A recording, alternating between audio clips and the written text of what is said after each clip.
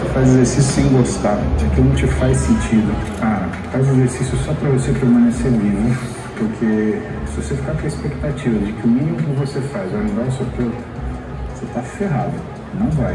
E se você botar o hormônio em cima, aí você tá fundido. Você tem todo o aparelho, como todo ser humano, mas a gente precisa fazer à vontade. É esse papo que a gente tem que ter. Você consegue se organizar para fazer uma dieta? Ah, eu não consigo fazer dieta porque botou no momento, cara. E a verdade é assim, todo mundo consegue fazer dieta, mas nem todo mundo quer. Aliás, 99% não quer. A verdade é essa, porque quem quer arruma um jeito. Nem todas as pessoas querem ter fortes, ou se beneficiam deles. Nem todas as pessoas amam o palco. Muitas pessoas querem e amam os bastidores. E se essas pessoas não existissem, não existiria uma única estrela. Pode ser que você queira atenção, pode ser que você adore o palco, pode ser que você ame o holofote, tá tudo bem. Desde que você ame o holofote, você queira o palco. Se não for, tá tudo bem também. Porque ninguém pode subir no palco sem existir no backstage. Há uma equipe no backstage. Porque afinal de contas, sem o trabalho deles, o seu não existiria. Olha só eu aqui de volta, muito boa tarde, pessoal. Minha voz está quase acabando, mas eu estou aqui firme e forte, com muita energia, e eu quero mais energia de vocês de novo, então muito boa tarde. Agora vocês estão prontos para receber esse casal maravilhoso, agora eu gostei. Então, para fechar com chave de ouro, imagina, o último Talks de 2025, desse Arnold maravilhoso, não poderia ser se não fosse esse casal que eu vou receber agora. Então, uma salva de palmas gigante para Paulo Musi e Roberta Carbonari.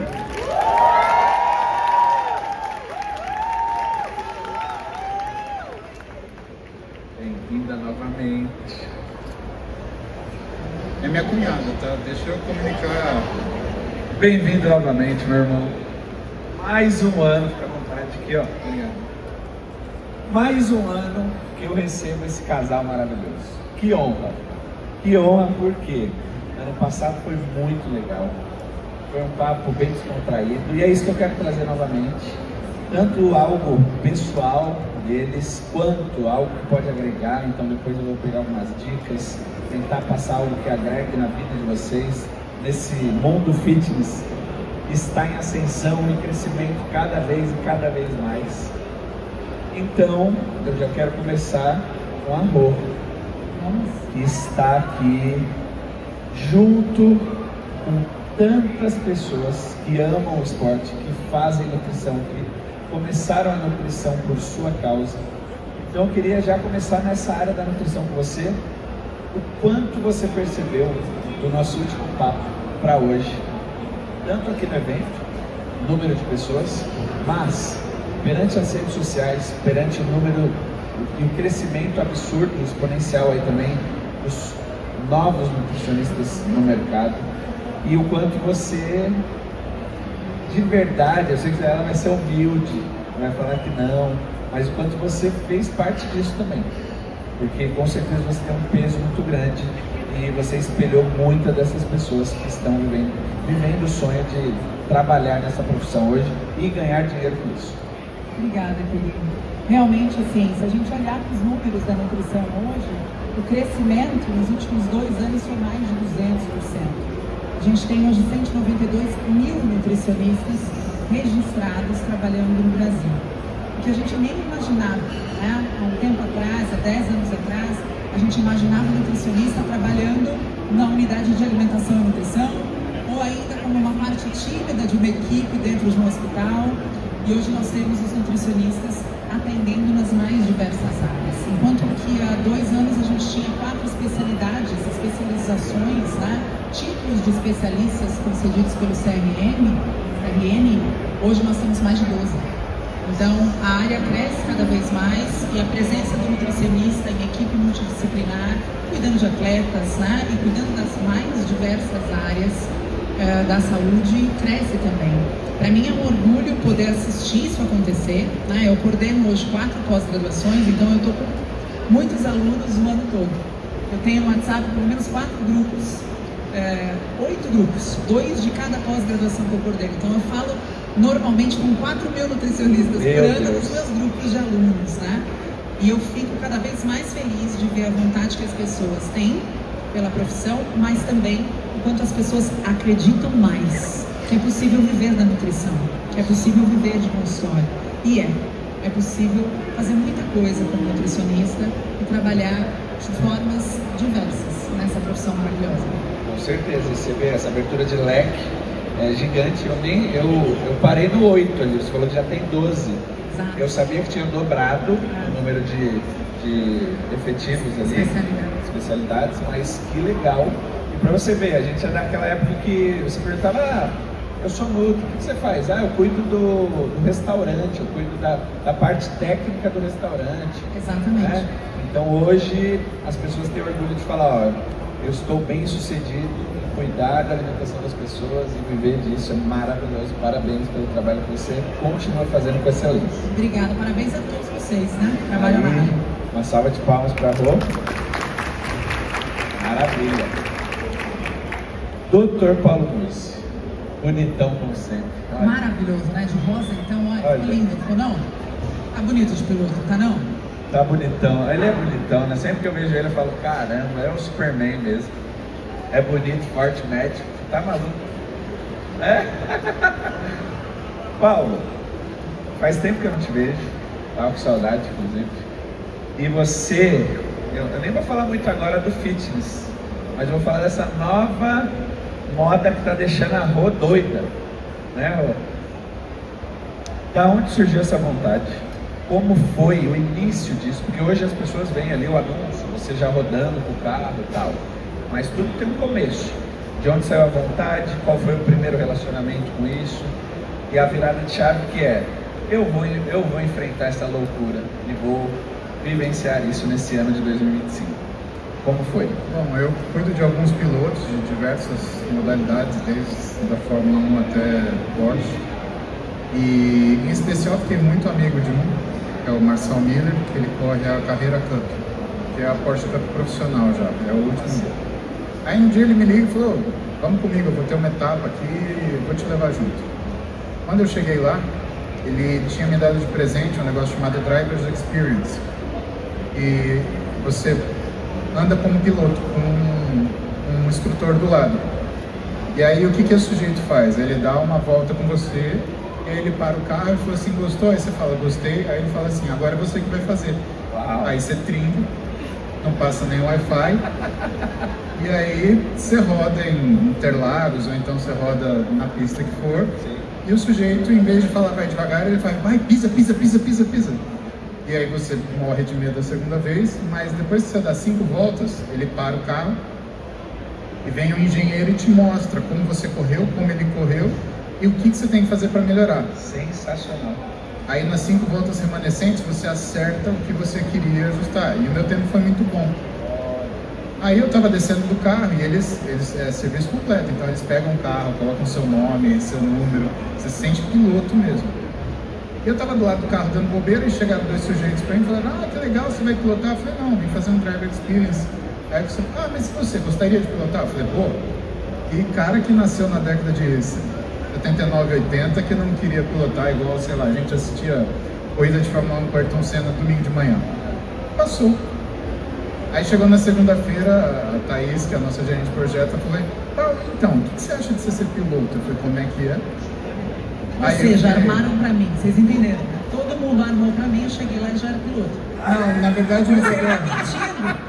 Olha aí. Por trás dos panos, o negócio foi o seguinte, ele ligou pro meu sócio da agência. Não, eu não liguei, isso não é verdade. Os dois se falaram e eles falaram assim, a gente só conta pra Roberto depois de assinar um contrato. Não, você, eu fiquei quieto. Eu tenho testemunho. Não, eu passei nervoso uma semana.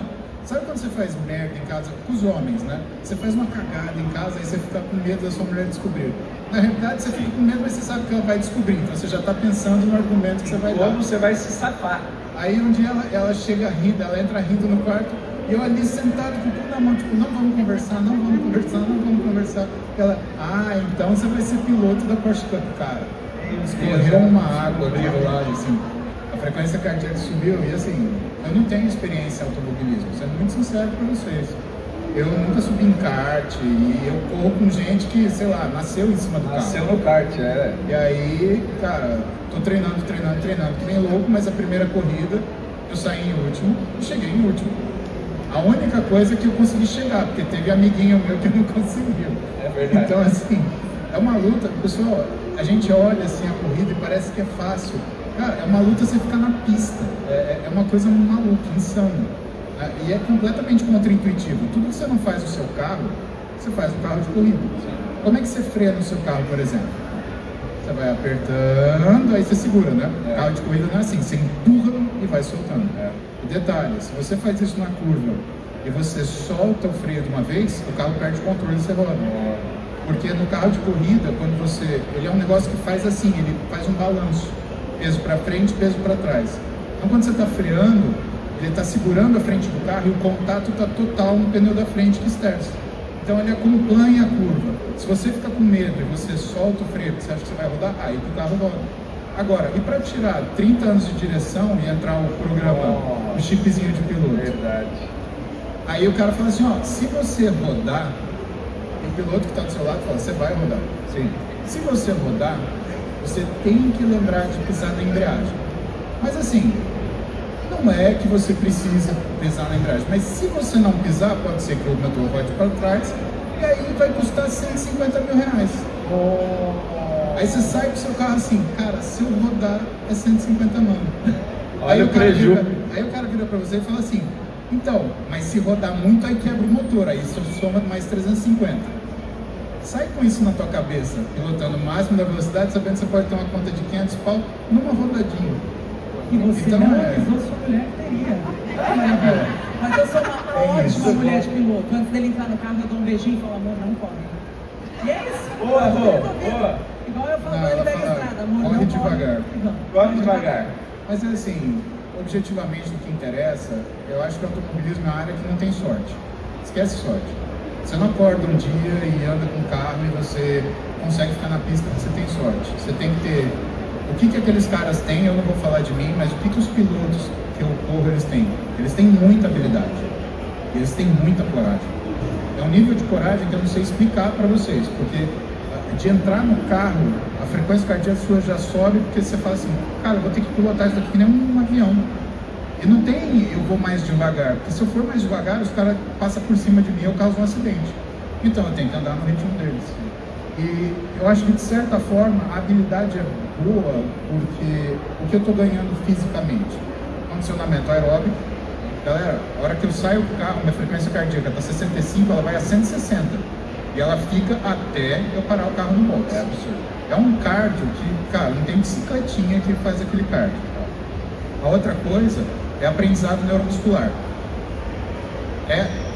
Para contar para vocês um pouco mais do automobilismo, né? A direção, ela controla a frente do carro, mas o que faz o carro virar, você está reto, rápido, se você virar a direção, você não vira. O que faz o carro virar é o acelerador e o freio. Então você freia para virar, você acelera para terminar de virar.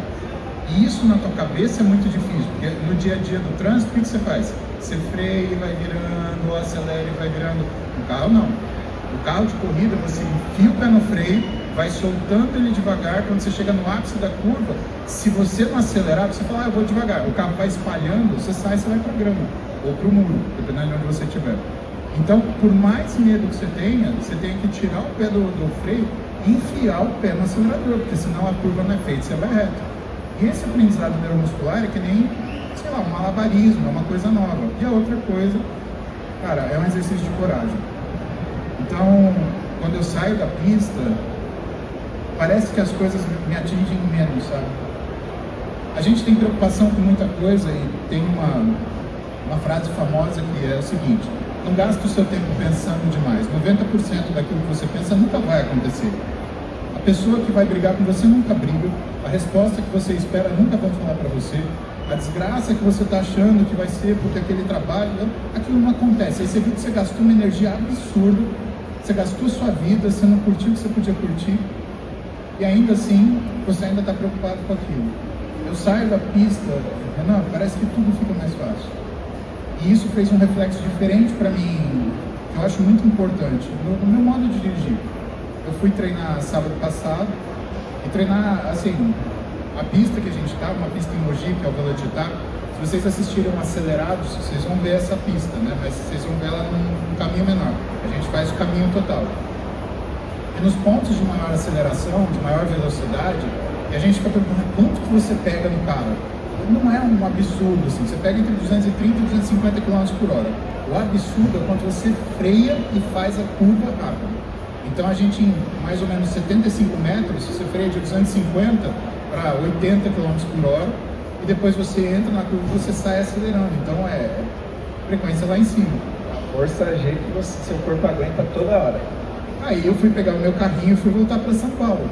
Você acha que você vai sair? Cara, eu voltei a 80 por hora na pista da esquerda. O pessoal não estava entendendo. Falou, mas o que esse cara tem com esse carro esportivo andando 80 por hora? Eu estava lá que nem um tiozinho, assim, ai, graças a Deus que eu não preciso correr. Graças a Deus que eu não preciso correr. Eu acho que é isso, é esse desafio. Legal, hein?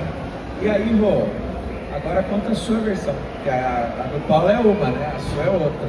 Vocês viram que ele está gostando pouco, ele nunca falou tanto numa única resposta. Ele está gostando bem pouco de ser piloto.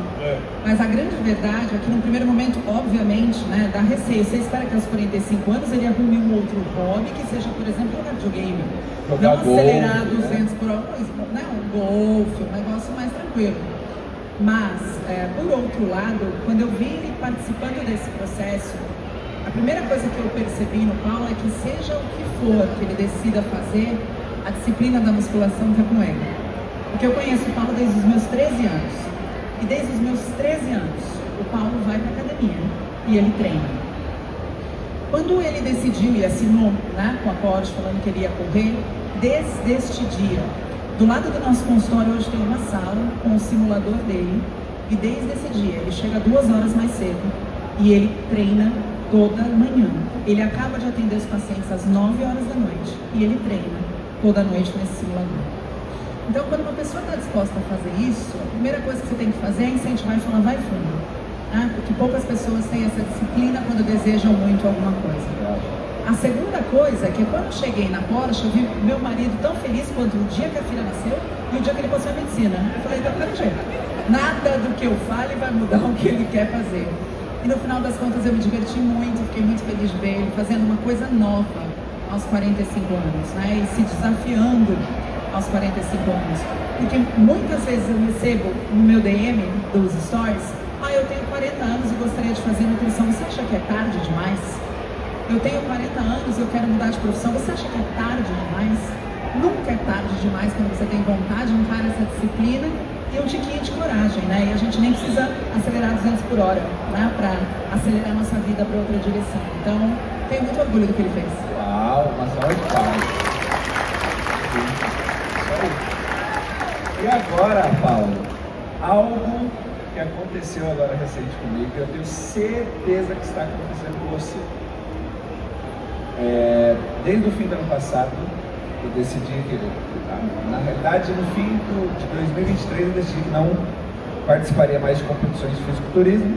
E no fim do ano passado eu falei, vou fazer triatlo. E todo mundo duvidou, todo mundo falou, não, é impossível. Você pesa 116 quilos, você vai se machucar inteiro. E eu falei, não, eu vou conseguir porque eu sei fazer tudo planejado, eu sou disciplinado, eu vou fazer físico preventivo, eu vou fazer pilates, vou fazer tudo que for necessário para ser feito o alto rendimento. E aí eu fui baixando um pouquinho, estabilizei em 110 quilos, fui lá e fiz minha primeira prova, contra tudo e contra todos. Como você está recebendo essa falação das pessoas sobre você é gigante, você não cabe no carro, como que você vai entrar numa Porsche, como você vai ganhar sendo que você pesa muito? Então, está realmente passando por isso e como você está mostrando que é possível? Isso começou, na verdade, quando isso começou quando eu comecei a mostrar que eu treinava jiu-jitsu. É uma coisa que eu faço, eu treino desde 95, né? E nunca foi uma coisa que eu dividi com as pessoas, porque eu vivi uma época do jiu-jitsu que primeiro ninguém conhecia. Então a pessoa, você faz jiu-jitsu? Que é isso? Então ninguém sabia o que era e a gente não falava.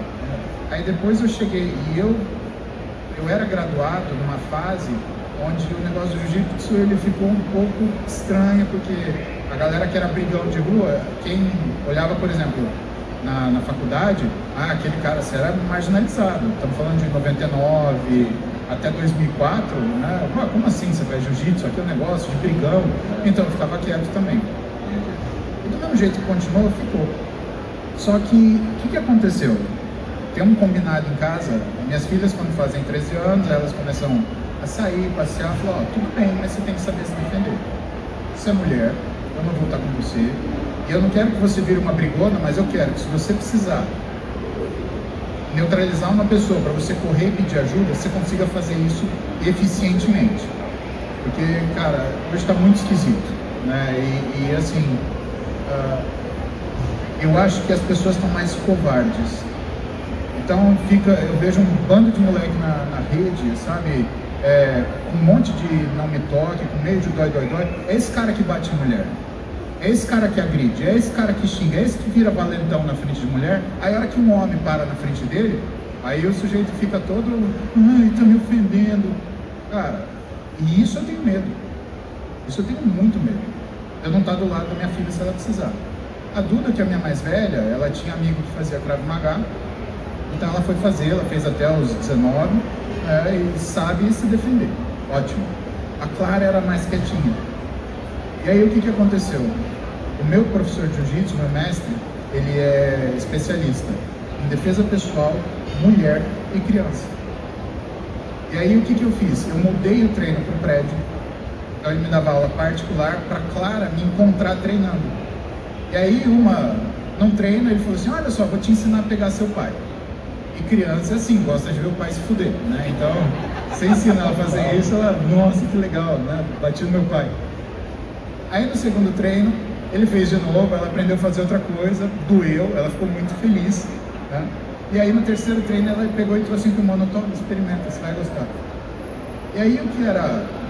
Eu tinha ganhado uma bronca dele, porque ele falava, Paulo, tudo bem, você é faixa marrom, mas você contou pro faixa preta que você ganhou, que você treina desde 95? Por quê? O branco, o azul, o roxo e o marrom que ganhava, vai falar assim, é um bom faixa marrom. Mas e o preto? Você tá parecendo aqueles caras que colocava a faixa puída e que lutava com você na época que você ia pros campeonatos. Aí o cara falou, pô, é verdade, eu tô sendo desleal. Só que aí veio uma coisa muito mais forte que isso. Eu tô descendo um dia, andando com a Clara, nós carregando nossos kimonos. Aí ela falou assim, papai, quantos anos eu vou ser faixa preta? Eu falei, filha, se tudo der certo, você tem 14, 19, 20, você é faixa preta. Aí ela vira pra mim e fala assim, ai que bom, porque até lá o senhor pode me graduar. Aí, cara... Ele falou, opa, preciso dessa parte. Agora ele desce todo sábado e domingo e fala, vamos filha, papai vai treinar com você. Se eu tiver que treinar de madrugada, eu vou treinar. E dessa época, aí a gente começou a mostrar um pouco mais, e assim, eu saquei que essa preocupação, não só com filho, filha, né? Mas eu acho que é uma preocupação universal para quem tem gente querida, né? E principalmente, cara, que tem mulher na família e que se preocupa com isso. Eu, pô, e se a gente mostrar? E aí, assim, eu fiquei doente, eu tive a cirurgia da cervical, etc. Eu perdi peso e aí eu não voltei no ritmo de ganho. Eu continuar bem no jiu-jitsu e agora no automobilismo. Cara, assim, a gente nunca vai ser suficiente para contentar todo mundo e nunca vai ser suficiente para contentar alguém 100%. Porque a referência de cada um de nós somos nós mesmos. Quando a gente olha para alguém e fala assim, esse cara não está sendo justo, quem que é a sua referência? É você. Porque na sua cabeça, se você estivesse naquela situação, você faria melhor. Até você ir fazer e descobrir que não dá para fazer melhor.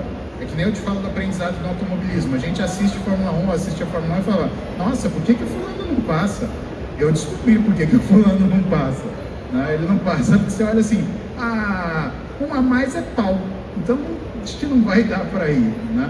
E na vida, todas as decisões que a gente toma sobre risco e um pouquinho mais você comete alguma coisa que pode ferir outra pessoa. E dessa forma, eu acho que eu mostro para muita gente que, cara, é possível fazer, é possível chegar. E em nome de tudo isso, que é a minha filha, né, eu poder, quem sabe, graduar minha filha daqui 6 anos, 7 anos, né, e eu fazer, acho que esse sonho que é o automobilismo, cara, eu vou ficar no meu 110zinho mesmo, e tá tudo bem, tá, pra mim tá ótimo. 110. E aí, tá excelente. Olha o tamanho, cara. olha o tamanho. Ah, mas hoje você lembra de mim mais pesado. Eu também achava legal, né? Mas sabe o que é difícil também? Isso, homens, quando a gente fica pesado, vocês têm que entender que a gente fica feio pra nossa mulher. A sua mulher sempre vai achar você feio, o que pra ela é legal. Porque se você tiver feio, você dá pouco trabalho. Esse homem não fica feio nem com 300. Mas muito quando... Não, mas tem ó, uma coisa que você não sabe fazer até hoje é ser feio. Não, Você não, não, não, conseguiu. não fala isso não.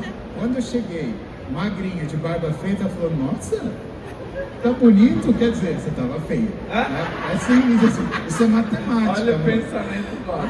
Isso é matemática. Eu tô sempre no roubo, mas você tá vendo? Isso é minha vida, isso é o meu rolo. E aí, agora, Paulo, como ficou a parte de musculação? Você mantém ainda 5 treinos semanais, 6 treinos semanais? Teve que reduzir o volume? Ou teve que ampliar outros treinos como um funcional, algo de pliometria, algo de especificidade para a corrida? Como ficou essa nova fase? Tem da corrida e tem do jiu-jitsu. Então eu tenho um treino hoje que leva em conta o que eu preciso de core. Curioso isso, tanto para o jiu-jitsu quanto para a corrida a gente precisa de core. E musculatura cervical, porque senão a tua cabeça fica batendo dentro do carro. E quando a gente está num carro, Renan, a força G de você fazer curva, a Roberta, ela viu isso, né? Aliás, tem um post recente dos meus Reels que vocês vão ver que eu levei ela para andar comigo. Não é um post, Não é. Gostou? E vocês vão ver que... Ah, você gostou, você ficou danadinha lá. E nas curvas dá pra ver o corpinho dela pequenininho, jogando pra cá, jogando pra lá. E você não pode fazer isso, o carro. Você tem que estar justo. Então, cara, é muita força de core. Você segura o carro aqui e no pescoço. Então, isso foram rotinas que eu não tinha. E em nome disso ser bem feito, eu fiz uma coisa que eu gostaria de ter feito há muito tempo, que é ter um treinador pessoal. Aí eu chamei o Thiago Fiorenzano e o que eu não conseguia? Tá? Primeiro, eu achava que era... Eu tenho muito amigo que é treinador. Isso. E assim, o cara que ia me treinar, ele tinha que entender que o horário para mim é complicado, que às vezes eu vario, e por conta da demanda que a gente tem de trabalho, eu posso ser meia hora mais cedo, meia hora mais tarde. Então, eu mudei toda a minha vida para exatamente naquele horário eu conseguir treinar. E aí hoje o Thiago Fiorenzano, que é um treinador da equipe de treinadores lá da clínica, da Musiardo, ele hoje todo dia 8 da manhã ele chega, aí ele fala, vamos treinar pescocinho? Aí eu fico treinando pescocinho. Agora vamos fazer ponte? Eu quero morrer, mas eu faço a porra da ponte. É a vida dos 50 menos. Não tem Não, ainda mais, é a vida de dos 50 menos. Se tiver alguém aí com 46 que nem eu, saiba que você é 50 menos, tá? Se tiver de... Aê, irmão, graças a Deus, pelo menos um. Deus te abençoe.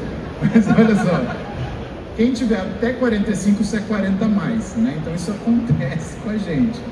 E eu acho que isso me beneficiou demais, porque eu treino com treinador, a segurança é outra, minhas cargas subiram. A única coisa é que eu não faço um volume que era normal para um cara, né, para ganhar, ou ganhar, porque nunca ganha músculo, né? Eu tô sentado, vem músculo, não existe isso. O músculo você desenvolve com muita dificuldade. Então é um músculo mais forte, mas ele não é tão volumoso. Assim, eu gosto de um físico mais cheio, mas hoje eu tenho um físico mais funcional porque eu estou fazendo, sabe? Então é uma opção. Você pode ter uma vida para o seu físico, ou você pode ter um físico para a sua vida. O meu físico atual, eu luto, eu corro de carro, eu acompanho as pessoas, coisas que você não pode fazer quando você é fisiculturista. Você é uma jamanta, né? Você vai correr, né? A mesma coisa que a gente fala é Fórmula Truck. Vai, dirige um carro de Fórmula Truck. A coisa não funciona assim. Você precisa ter bem-estar, precisa ter capacidade, precisa ter gás. É outra escolha. Não estou dizendo que um é melhor que o outro, mas é escolha. Você tem que escolher. E as escolhas que eu fiz, graças a Deus, e as pessoas que me suportam, elas me trouxeram uma qualidade de vida muito maior. Só de eu ter um treinador, nossa, é isso, cara. E tem uma coisa importante sobre isso, que eu acho que vale a gente falar para as outras pessoas. O Paulo, durante muito tempo, ele teve uma sobrecarga de peso. Porque independente desse peso ser em massa magra ou em gordura, peso, sobrepeso é sobrepeso. E ele traz uma sobrecarga cardíaca. Ao longo do tempo, isso pode ser prejudicial. Então tem um momento que você precisa balancear. O que eu quero? Eu quero estar esteticamente maior ou eu quero estar fisicamente mais saudável? E essa precisa ser uma escolha muito sábia e consciente. Eu vou pegar esse ganchinho que a Roberta falou para vocês não ficarem preocupados e às vezes alguém falar para vocês: ah, mas então musculação faz mal pro coração. Não é isso. Não é isso. Isso daí foi até uma aula que eu dei para especialização de nutrição esportiva, porque a gente tem uma aula aberta que os alunos fazem pergunta. E alguém levantou essa questão: ah, mas faz bem ou faz mal? A resposta é: depende como você faz musculação. Pensa o seguinte: você tem um monte de massa muscular. Você tem as artérias que penetram essa massa muscular. Se essa massa muscular ela está mais forte e mais retesada, você vai ter mais esforço ou menos esforço para irrigar essa massa muscular? Mais esforço, certo? Se você tiver mais esforço, o coração até certo ponto ele fortalece. Se você tiver um esforço sobre aquilo que esse coração suporta, ele começa a engrossar a parede para tentar se acostumar com aquilo. Então isso é uma adaptação fisiológica que, por exemplo, por um lado você irriga aquele músculo que é muito difícil penetrar o sangue, só que por outro você tem um coração que ele está tão espessado que ele não te aguenta fazer subir uma escada. Por isso que eu falo para vocês, aeróbio. Pô, vocês me vêm fazendo aeróbio na bicicletinha todo dia, gente, faz antes da... aqui, ó. Cara, é antes da pandemia, para pensar. Eu faço Muito uma tempo, hora de aeróbio todo dia, desde 2018, 2017, sei lá. Quantos de vocês conhecem a galera que faz musculação que faz uma hora de aeróbio por dia? Quase ninguém. Então, isso a gente falou bastante, principalmente para isso não virar argumento na boca de gente que detesta musculação ou que detesta esporte, porque vocês sabem que isso existe bastante. Ah, você vai morrer se você fizer isso, com seu coração. Cara, cansado desse pessoal. Então, para não virar argumento na boca dessa galera, né, por isso que a gente faz as coisas, por isso tem esse equilíbrio, por isso que você faz o aeróbico. O aeróbico de quebra, você ainda vai ganhar velocidade metabólica, você vai ganhar função mitocondrial, fica mais fácil você secar. Você sente menos fome, porque você tem menos resistência vascular periférica. Se você tem menos resistência vascular periférica, você tem menos resistência à insulina. Se você tem menos resistência à insulina, você tem uma captação periférica de glicose maior, você tem um aproveitamento melhor do que você come. Pode ver aquele cara que faz musculação. Ele espera saudosamente a hora de comer as porcarias dele. Ele começa a ficar com um físico, que você já viu aquela pele grossa, meio quadrado, gordura visceral, e que ele vai ter cada vez mais dificuldade de secar, vai sofrer para conseguir fazer aeróbico, para conseguir melhorar isso, e quando ele fizer, não vai ser o aeróbico do condicionamento, vai ser aquele aeróbico de depressão. Ele está tentando perder peso para o aeróbico, mas o exercício não é para perder peso, o exercício é para melhorar a condição mitocondrial. Quando você faz o exercício numa situação de perder peso, o que você está judiando? A sua musculatura. Aí a gente começa a entender por que tem gente que faz a preparação e faz a finalização tão bem, tão inteira, comendo tranquilo, e tem gente que está todo detonado e que às vezes é campeão num ano, no outro, tá bom, deixa ele ganhar, no terceiro já não dá, no quarto ele nem compete. Isso a gente precisa ter tempo para explicar isso. É claro, isso acaba sendo um objeto da pós-graduação que a Roberta é coordenadora, porque é onde a gente consegue tratar isso, mas se vocês forem ver nas redes, todo dia alguém pergunta e eu falo um pouquinho disso. Uma forma calma, serena, justamente para não virar argumento na cabeça das pessoas, porque não tem boa disposição para dividir informação de qualidade. Claro, para tentar persuadir as pessoas, falar, deixar aquela pulguinha na cabeça, falar, pô, eu posso fazer aeróbico também. Tá um maluco aí, faz 10 anos que ele faz essa bicicleta maldita, eu vou fazer também com ele, né? Vou levantar e vou fazer bicicleta junto. É isso. E duas pontuações bem importantes também. É o que eu sempre falo, a musculação é o pai de todos os esportes. Você vê, se vocês analisarem qualquer vertente de alto rendimento, pegam o Cristiano Ronaldo, faz musculação.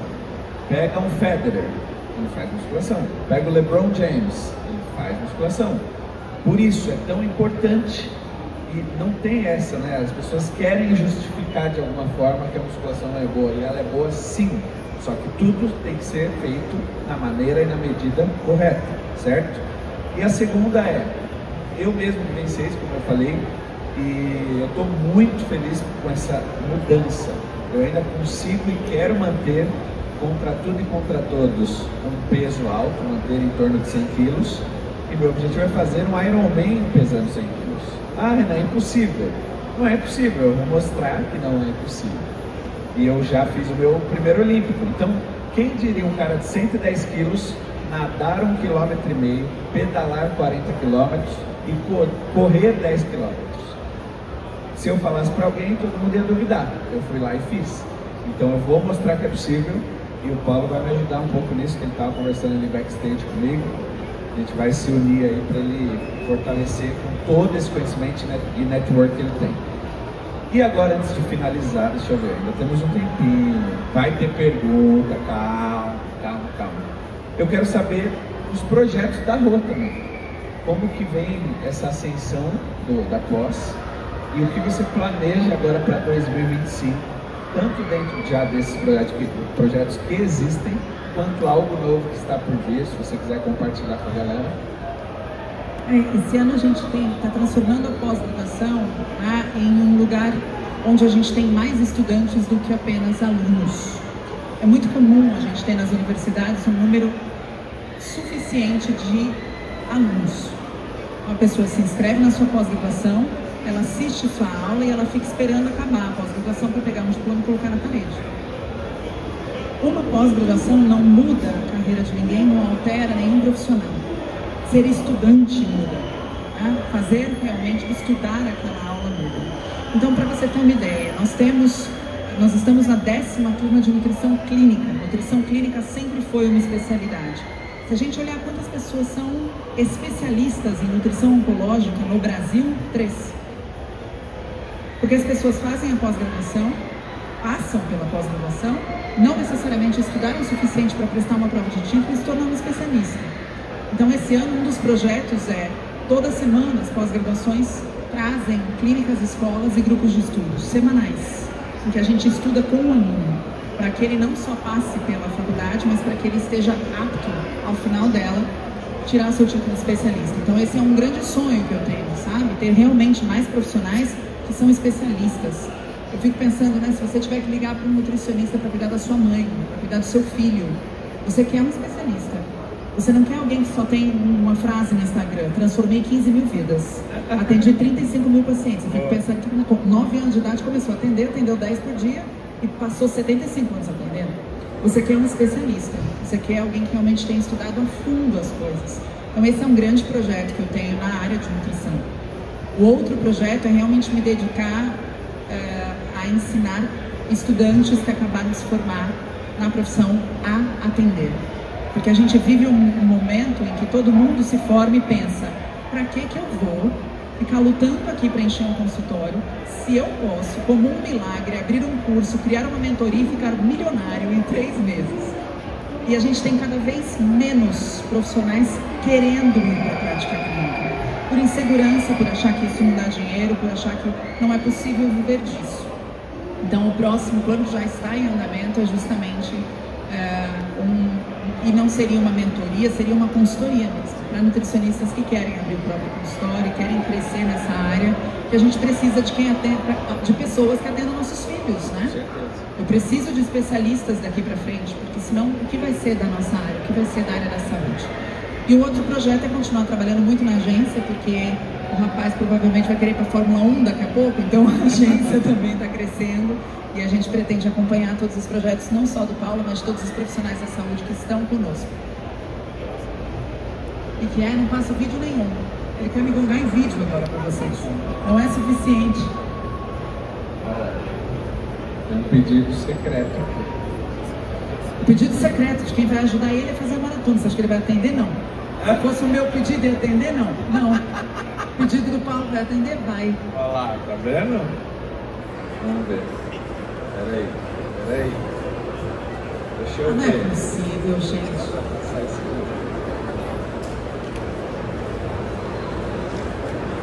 Para ele é mais importante fazer a assimilação da esposa que qualquer pergunta que vocês fizeram até agora. E ele vai Ele viveu com esse momento.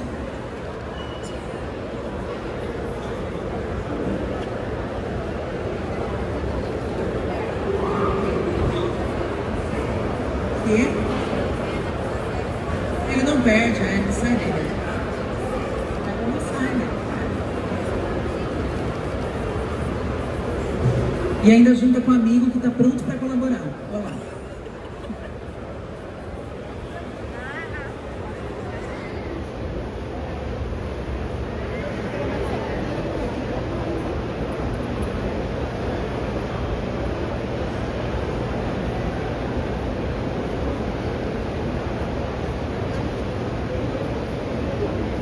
Tá tudo bem com a vida de vocês, gente?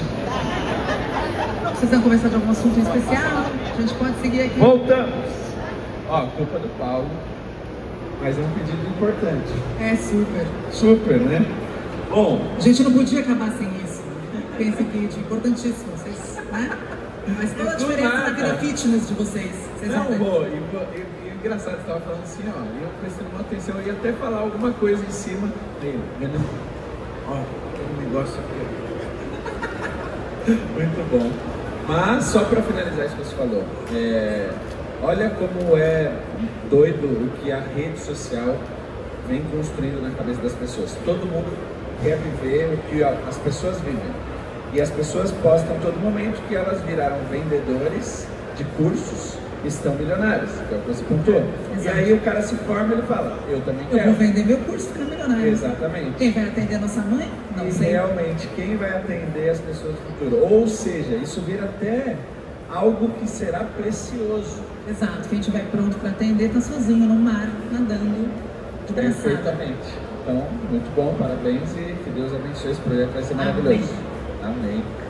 Agora, antes do vídeo, eles estão providenciando. Vamos fazer algumas perguntas?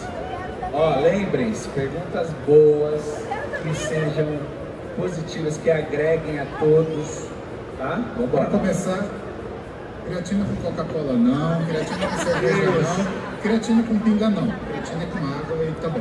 Maravilha. Tô até nervosa, porque sou muito fã dos dois. Oi, Roberta. Oi, Paulo. Tudo bem? O meu nome é Laís. E eu tenho duas perguntas, uma para cada. Primeiro para Roberta. Quais foram os maiores desafios que você enfrentou no início da sua profissão como nutricionista? E para o Paulo como você faz para conciliar essa vida de pai, médico, esposo e ainda piloto? Conta pra gente. Obrigada pela sua pergunta, pelo carinho com a gente. Eu acho que o maior desafio no momento que eu me formei, e acho que isso é parte de todo mundo que acaba de se formar, é você superar a insegurança.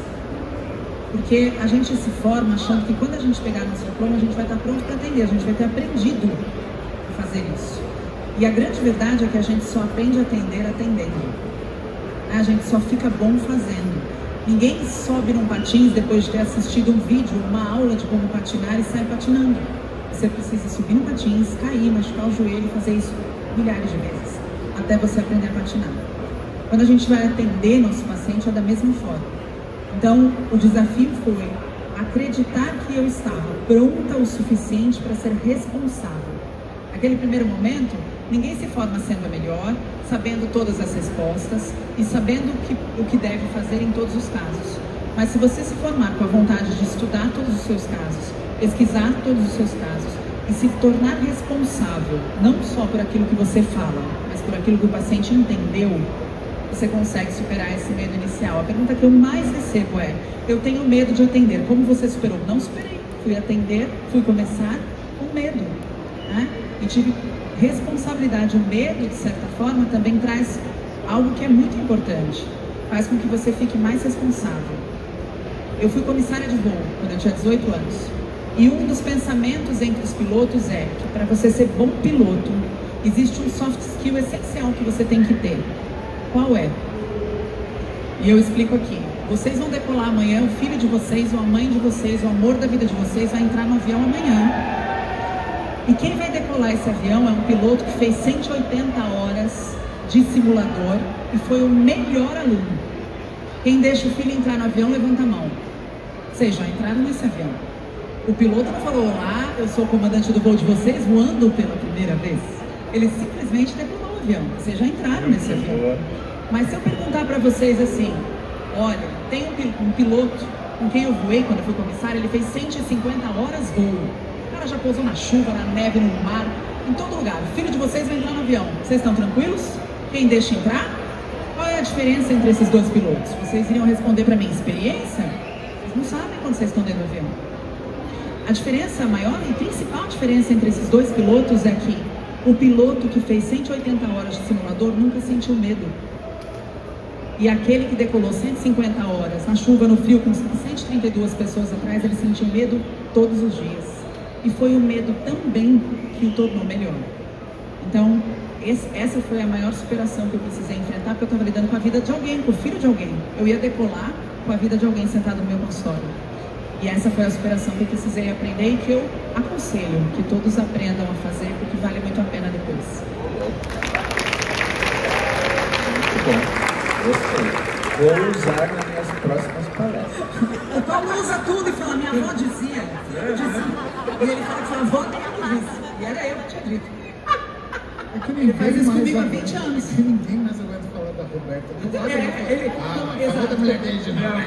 Agora, para falar que ele está falando de mim, ele falou, minha avó sempre disse. E eu ouço a minha frase saindo da boca dele na live. Falando, sua avó. Ela tem umas vó massa, John Locke. Excelente. Daniel Kahneman, é umas vó também. É umas vó. Ó, agora a sua. Laís, duas coisas importantes, né? Primeiro, explicar a questão racional de piloto, que foi a última coisa que você falou. Eu parei de sentir medo. E quando você deixa de sentir medo de uma coisa objetiva, você sente medo de tudo. O medo é um sentimento básico para você sobreviver. Se você não tem medo, você desenvolve ansiedade, você desenvolve depressão, você desenvolve pânico, você perde sua orientação. Eu acho que o que o automobilismo me trouxe é um medo tão concentrado e tão real, que você está num carro a 250 km por hora e você tem que fazer uma curva. E o cara que está do seu lado te orientando, ele não está falando freia, ele está falando vai. Você depois vai pilotar com outros pilotos que todos têm família, são filhos ou pais, esposos. Tem um que é o Gui Franceschini, que, cara, ele é jovem e ele tem toda uma vida pela frente. Tem um outro piloto da minha categoria, que é o Guilherme, e que ele tem a esposa dele, a Fernanda, os filhos que vêm ver. E ele é um ótimo piloto, né? E ele é da minha idade. Então, eu me sinto responsável. Eu estou com um carro de 1 tonelada, andando aqui a 250 km por hora, quer dizer, pode acontecer alguma coisa. Quando eu voltei a sentir medo, tudo que era ansiedade e sintoma depressivo, né? Aquela sensação de que você, no final do dia, de pouca valia, que as coisas não valem a pena, que tudo é igual, que está tudo na mesma, isso sumiu na hora. Então, respeita o medo. Você tem que fazer alguma coisa que te dá medo, para você concentrar o seu medo, sentir o medo e saber conviver com ele. Isso é importante, senão a hora que você tiver medo de verdade, você não vai saber o que fazer. Hoje eu sei. Mas ela quer saber como você dá conta de ser casado comigo, além de tudo. Mas isso daí é muita arte, né, coração? É, outra coisa que a gente não vai falar aqui, né? Não tem. Na verdade, Laís, eu aprendi desde muito cedo, na faculdade, que a pior escravidão que você tem é fazer o que você quer na hora que você quer. Porque quando você faz o que você quer na hora que você quer, naquela hora você abre mão de fazer o que você gostaria de fazer de verdade. Então às vezes é muito bom você continuar dizendo, não, hoje eu quero assistir TV. Não, hoje eu quero comer 3 pedaços de pizza. Não, hoje eu quero, sei lá, ficar lendo cartoon. Isso não é liberdade. Isso é você ser escravizado por necessidade de uma recompensa, por uma sensação de insatisfação que você não sabe nem de onde vem. Então eu tenho uma coisa que se chama agenda. Eu tenho hora para acordar, eu tenho hora para estudar, eu tenho hora para ir no banheiro na minha agenda. E quando eu controlo isso, eu consigo encaixar as coisas. Eu tenho hora para estudar, então o meu estudo é focado. Alguma vez algum de vocês começou a estudar alguma coisa e você falou, nossa, que interessante, aí você vai viajando e você começou a estudar, sei lá, mitocôndria, você está em enterócito distal da rede, não sei o que lá. Cara, isso acontece com a gente, principalmente quando a gente vai fazer uma aula. Acontece com todo mundo, a gente se interessa por enterócito todo dia. Eu ia falar exatamente isso. Todos nós temos. Quase todos aqui estudaram isso aí. É fácil, quando você está estudando alguma coisa, você fazer um drift mental e você terminar uma coisa completamente que você começou. E como eu tenho hora, eu falo, não posso voltar, volta aqui, é isso, é isso, é isso. Hoje eu gasto muito pouco tempo para fazer uma aula. Eu tinha feito uma aula para dar no conference. A aula era sobre hipercortisolinismo subclínico. Eu fiz essa aula em 40 minutos. É uma aula de 30 slides, que eu tive que diminuir depois. Só para falar do que são as coisas que estimulam a gente numa situação de estresse e que a gente não tem controle, que faz a gente envelhecer mais rápido, faz a gente perder desempenho, faz a gente ter menos capacidade de reação ao ambiente. E que a gente esquece que todos os estímulos ruins que incidem por nós, depois a gente chama, isso é idade. Ué, então por que tem gente com 40 anos ou 50 anos muito bem e tem gente com 40 e 50 anos muito mal? E a aula de hipercortisolismo era sobre isso, à medida que as pessoas elas falam assim, mas de repente aos 30, aos 40, eu comecei a sentir isso, falando, de repente não. Você enche a cara desde os 25. Você dorme mal desde os 20. Você não come bem desde os 15, quando você entrou no esquema do fast food. Então você está com 40, não é porque agora com 40, não, faz 25 anos que você come fast food. Faz 20 anos que você dorme mal e você acha argumento para isso. O fato é que ter argumento para fazer algo não te isenta do que é a repercussão que aquilo causa. Eu vivi a minha vida preocupado com essas coisas. Eu acho que eu consigo fazer, eu tenho gás para fazer uma agenda e para fazer o que eu quero, porque eu sempre tive a necessidade de criar isso. Então cria uma agenda, respeita os horários, coloca as suas prioridades. Pensa que às vezes a gente tem essa necessidade de fazer, não, eu sou livre, eu faço o que eu quero, a hora que eu quero. Ótimo, aí você deixa de fazer as coisas importantes da sua vida. Por causa do programa de televisão, por causa do Instagram de fofoca, por causa de um post que te deixou irritado, você ficou pensando, vou responder esse filho da mãe. Coisas assim perdem um tempo valioso para você. 30 minutos eu faço uma aula. 1 hora eu treino no simulador. O que a Roberta falou, essa uma hora todo dia. Quando eu sentei no meu carro para rodar na pista de verdade, e como ela falou, é verdade, porque no simulador você é a pessoa mais corajosa do mundo. Senta a bundinha no negócio e fala assim, se quebrar você paga e se machucar alguém você está fudido. A tua coragem faz assim, não. Então quando eu sentei lá, eu tinha quase 8.000 quilômetros rodados na pista que eu ia correr. Que é a pista mais difícil do Brasil, Velocitar. Isso é assim, a pista mais técnica, né, que tem curva de alta, curva de baixa, curva de ângulo de raio variável. Então você está virando o carro, chega uma hora que ele começa a sair porque você mudou o ângulo da curva. Então, assim, o preparo, ele é fundamental. Mas para existir preparo, tem que existir rotina. E para existir rotina, tem que existir agenda. E a agenda quem faz é você. Faça e respeite. Dá certo. Eu acredito nisso. Boa. Aqui a segunda pergunta. Na verdade, eu vou começar, como é o último talk do último dia, eu quero parabenizar o Renan. Eu tive a possibilidade de ver alguns talks, e esse do Ramon agora me chamou muito a atenção, porque tu conseguiu explicar de uma forma muito simples para quem não é da área toda a questão de preparação. Então eu quero te dizer que foi bem legal, já acompanho há alguns anos, né? E dizer que foi legal mesmo. E é uma característica que a Roberta e o Muzi têm também de oratória, que é assim impecável. Vocês conseguem passar o conteúdo de uma forma simples e tranquila, né? E agora eu vou para a minha pergunta. Boa, muito obrigado. Eu assisti no conference ali o nutricionista digital, e eu tive uma aula com o Valentim, e ele, maravilhoso, e ele estava falando sobre esses aplicativos e coisas que a gente tem hoje em dia, e ele deu até um exemplo. Ele falou que na clínica Muzi é tu que gerencia, que coordena as meninas. E eu fiquei pensando, meu Deus, como é que a Roberta dá conta de tanta coisa? Porque eu já vi na rede social tu falando que é tu que faz, daí tem toda essa parte da clínica, tem os teus atendimentos, tem a parte ali de coordenação de pós, que são 4, né? E eu queria te perguntar como que é para ti essa questão de produtividade, como que é para ti o descanso e as pausas que são necessárias para a gente não ter uma questão de ansiedade ou de burnout, que foi falado nas outras palestras aqui do Lucas Luco e até do Dinho também. Tem a agência ainda, ela ainda é CEO da agência Muzi. E dona, eu não tenho nada a ver com isso. Eu sou empregado dela. Empregado com o que eu contratei, não, gente. Aceito vale. Vale refeição, ticket de alimentação, Vale né, refeição. amor? Vale Vale namoro. night, vale night. Opa! Obrigada pelas suas palavras, obrigada pela sua pergunta. E a grande questão é que, assim, realmente sou eu que gerencio a clínica, né? Mas eu faço isso há 19 anos. Então, as pessoas olham agora pronto e no tamanho que ela está e falam, meu Deus, como ela faz isso? Mas começou uma salinha que a gente alugava na Paulista, e o Paulo entrava de lado, porque ele não cabia na salinha, de tão pequenininha que era, e a gente começou aprendendo a gerenciar aquilo.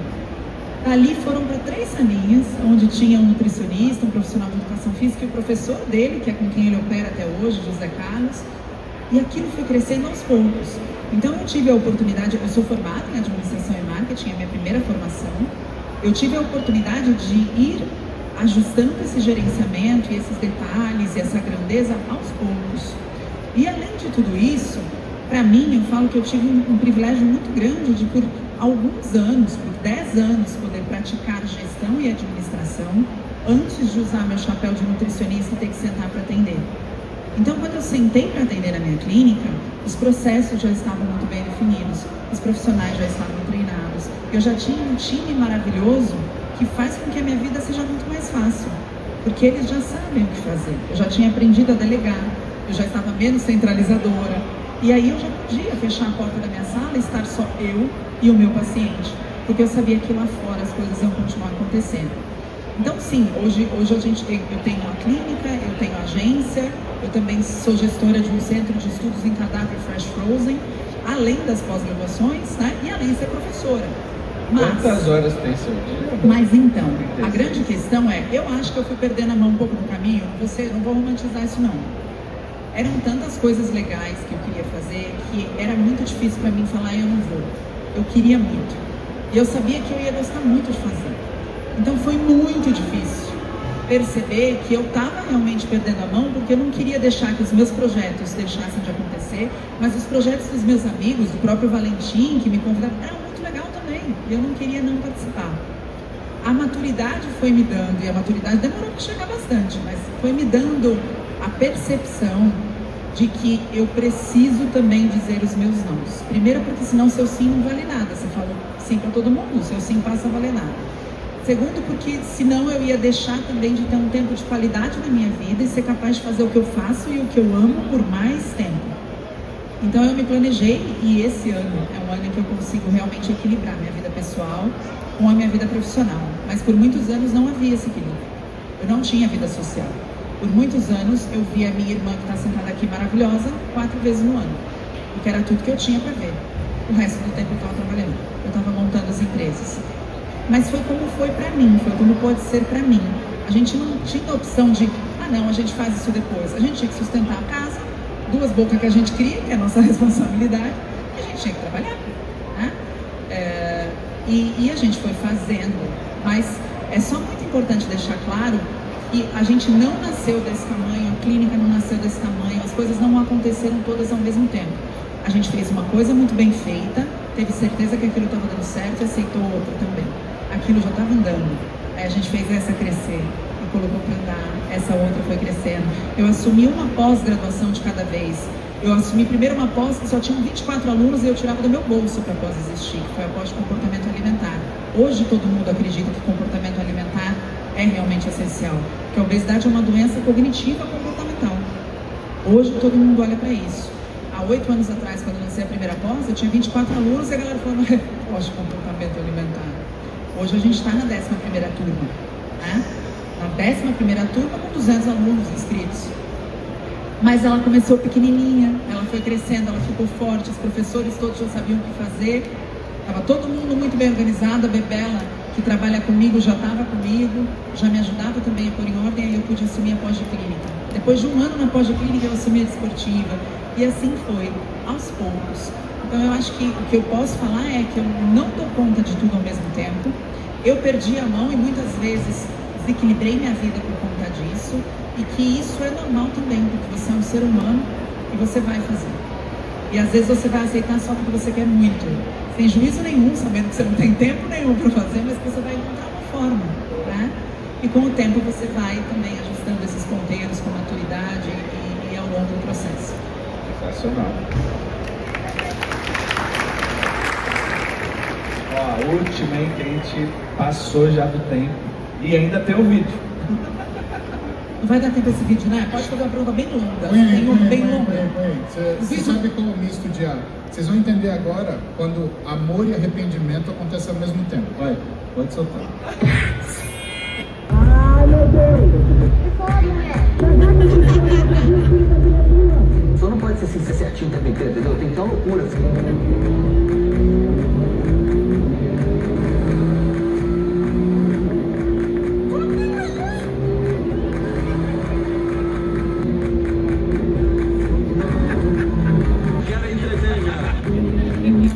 Não precisa nem de áudio, né? Aí, ó. Olha lá, assim. Ai, meu Deus, eu em choque. Muito bom. Eu achei que não era sério, entendeu? Ele falou, vamos dar uma foto, eu falei, vamos. Eu não achei que era uma foto séria. E era. Muito bom. Última pergunta, vamos lá? Olá, meu nome é Silmara, sou nutricionista, recém-formada, hoje eu atendo dentro de uma academia. E você comentou algo muito importante, porque quando eu estava estudando, a maioria dos nutricionistas que a gente via que era que inspirava a gente. E hoje a gente vê que todos estão com curso, mentoria, né, atendendo não sei quantas pessoas. E meio que a gente fica desanimada, né? Será que realmente a nutrição clínica, ela dá dinheiro? Será que a gente consegue avançar nisso? Eu queria que você desse um conselho pra gente, porque a gente, em meio de tanta mentoria, o que fazer nesse começo para realmente avançar? Obrigada pela pergunta, bem-vinda à nutrição. E a primeira coisa que eu sempre falo para os meus alunos, antes de você olhar para essa mentoria, que essa pessoa diz que vai vender e te ajudar a fazer, observe o que ela fez. Porque se ela vai te ensinar a ter um consultório cheio, então ela teve um. Se ela vai te ensinar a atender, então ela atendeu há muito tempo. Uma pessoa estar apta a te ensinar a fazer algo, ou ela já fez, ou ela já ensinou muitos a fazer. Então esse é um ponto importante. Agora, da mesma forma que as pessoas vendem uma oportunidade, porque existem bons professores, existe um boom no mercado digital que trouxe dinheiro para muitos. Só que como tudo no mercado, existe uma maturação de mercado deste produto. O produto ele cresce, ele nasce, ele cresce, ele atinge o auge do seu faturamento, depois ele entra no período de maturidade e declínio. Nós temos quantas pessoas hoje vendendo curso digital? Quase todas. Então essa venda está totalmente pulverizada. Todo mundo pode comprar um monte, né? E o que acontece é que as pessoas também têm tanto para comprar que não sabem por onde começa. Então as pessoas que vendiam curso estão sentindo que, nossa, antes eu vendia muitas inscrições, agora eu tenho poucas. Observe que as pessoas também estão mudando. E o que elas não percebem é assim, nós temos uma agência, nós lançamos cursos digitais por essa agência. Então se você pegar, vou dar um exemplo de um médico extremamente bem sucedido, com mais de 10 anos de experiência. Ele realmente lançou um curso para o público final e ele vendeu 1 milhão. Deste 1 milhão, 400 mil foi de custo. Custo da plataforma, custo do Pagar.me, custo para distribuir o produto. Então, para você vender 1 milhão, você vai investir 200 mil em distribuição paga. Aí, você vai lançar isso a cada 3 meses. Então, sobrou 400, divide por 6 meses, que é o tempo que demora para esse dinheiro, que inclusive vai ser pago aos poucos para você. Faz a mesma conta se você estivesse atendendo e cobrando R$400 todos os dias. É o mesmo dinheiro. É o mesmo dinheiro. Então, se você me perguntar, você prefere vender um curso ou atender seus pacientes? Eu prefiro atender meu paciente. Eu me formei para isso. Eu fui para nutrição para isso. Eu gosto de ser professora e quero me aposentar sendo professora, mas para ensinar os meus alunos a atender os pacientes deles. O que você precisa entender é o que você gosta. Por que você foi para a nutrição? Para vender um curso? Porque para vender um curso você não precisa nem terminar a graduação. Hoje em dia todo mundo vai explodir tudo, né? Agora, é possível ser bem sucedida na nutrição? Eu posso dizer que eu sou mais bem sucedida hoje do que quando eu fui diretora de uma multinacional, responsável pelo Mercosul inteiro. E eu sou nutricionista.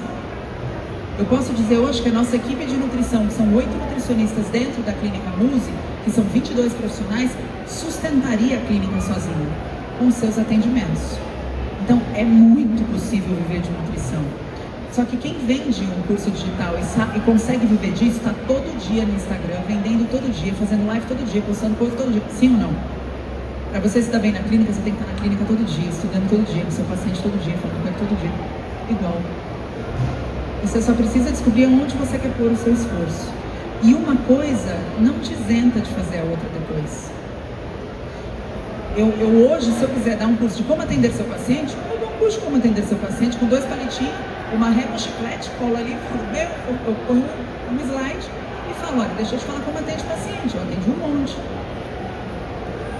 Hoje eu consigo olhar para a minha profissão e entender que eu posso ser professora, que eu posso ter o meu curso digital, mas que eu quero atender meu paciente porque é ele que me ensina a ser boa nas outras coisas.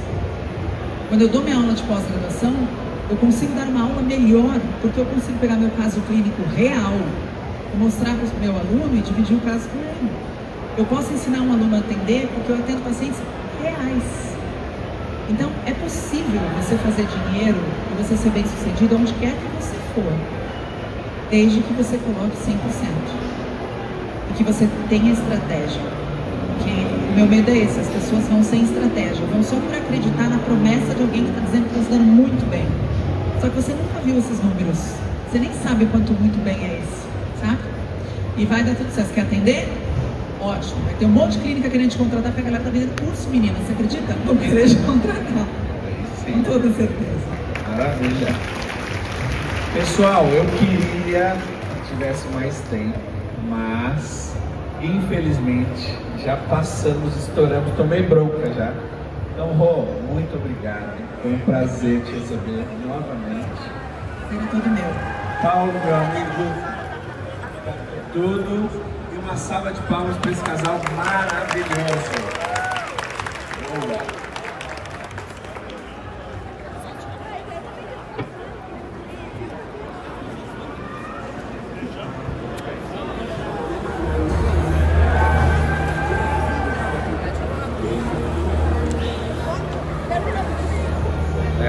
Pessoal, ó, como a gente tem um tempo aqui, a gente vai fazer uma selfie com geral.